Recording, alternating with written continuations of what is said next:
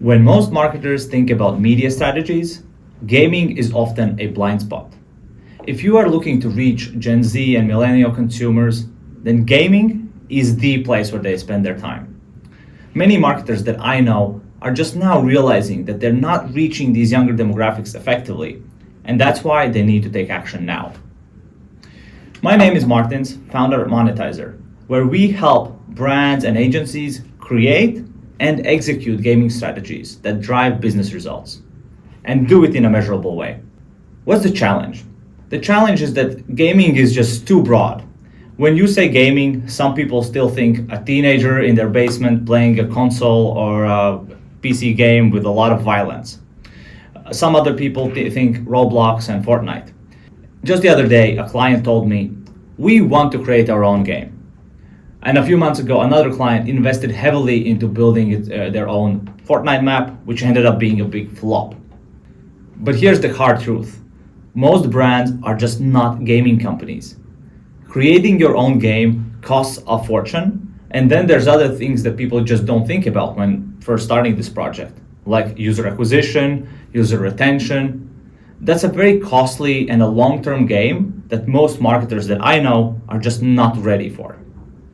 And even if you do spend all that money and create your own game, there's no guarantee that people will come, and even less guarantee that your target audience will come, because a lot of these gaming platforms lack the proper targeting capabilities. By the way, if you're curious about how other brands have approached this, we have collected a couple of stories and examples on our website.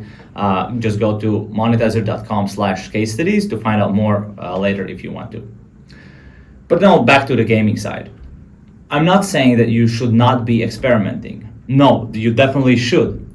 But for most brands, these custom game builds are just like very expensive awareness plays with not like scalable channels where you can expect certain benchmarks for media KPIs and brand lift KPIs. Okay, so we've covered what to be aware of and maybe what not to do. But what should you be doing? Most people, when they think about gaming, they kind of forget about the most obvious part of the gaming ecosystem. And that's the device that sits in your pocket. Mobile gaming, or also called as casual gaming, is by far the most popular and most accessible way for people to play. And that can be done at home, during transit, in an airport while you're waiting for your flight, you know it. And today, mobile gaming is quickly becoming the powerhouse for brand and agency gaming activations. So once we've answered the question of, hey, maybe you should be looking at mobile, a lot of people ask about assets. So what assets should I prepare, or what assets do I need to be successful in this mobile gaming environment? So that's why I wanted to talk to you about a couple of formats, or the most popular formats, which most of our customers and clients are using. So maybe let's go through them right now. So there's 3 different formats that we offer. There's a rewarded video, there's a branded takeover, and then there's a branded takeover with an interactive experience. So let's go through one by one and see what assets do you need to activate them, what benchmarks can you expect, and how they differ from one another. Let's start with the rewarded video. It's the simplest way to get into the gaming space. So many of our clients, a lot of times, start with the rewarded video. And basically, the only asset that we need is a 6 to 30-second video. We can usually repurpose existing assets from social media and other places. So that's by far the easiest way to start. So rewarded video is nice and good. And if we start with that, that's great.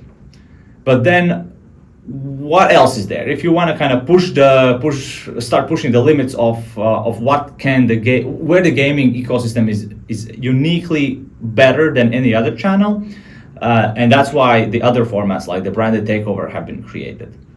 So branded takeover, if you see the screen, it's still a video-centered product. So the video is still the centerpiece, as you can see. But what we have done is we have branded the screens before and after the video. So the screen before the video features a branded button. This branded button is displayed to those users who fit the brand targeting requirements, and it's displayed somewhere on the main menu of any game that we support. So if you, as a player, if you discover this button, first of all, you see the brand.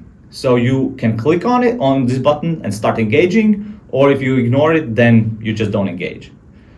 So once you, as a user, once you click on it, then this branded takeover experience begins.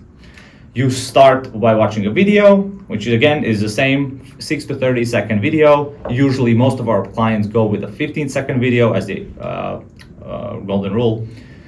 Once that video ends, again, we have another branded screen. In this case, it's a branded reward screen.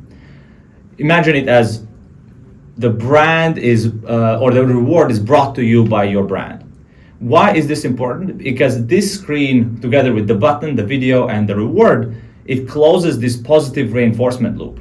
So essentially, when we talk about brand lift studies later, I'll show you why you might want to consider this. What assets are needed to launch this? So it does look very custom and very nice, but in reality, we only need that same video, 6 to 30 seconds, and a logo, which is pretty easy usually to get and activate. So not a lot of assets required. And then last but not least is the branded takeover with an interactive experience. This is again taking one step even further, because if you think about gaming as a channel, it's engaging by definition. So what we've tried to do here is we've tried to take full advantage of the channel, and if it's an engagement channel, then engagement is what we're going after, and enabling the brand to be a part of that engagement. So it is the same as a brand takeover. So you click this branded button, you see a branded video, and then this third screen, which you see, is an interactive experience. It can be a mini game. It can be a branded survey, it can be a quiz, it can be a first-party data capture opportunity. So depending on what your business objectives are, our team will suggest what the best option for this interactive experience is. And it is an excellent way to really stand out from the crowd and really capture way more attention and way more engagement from your user base than any other format out there.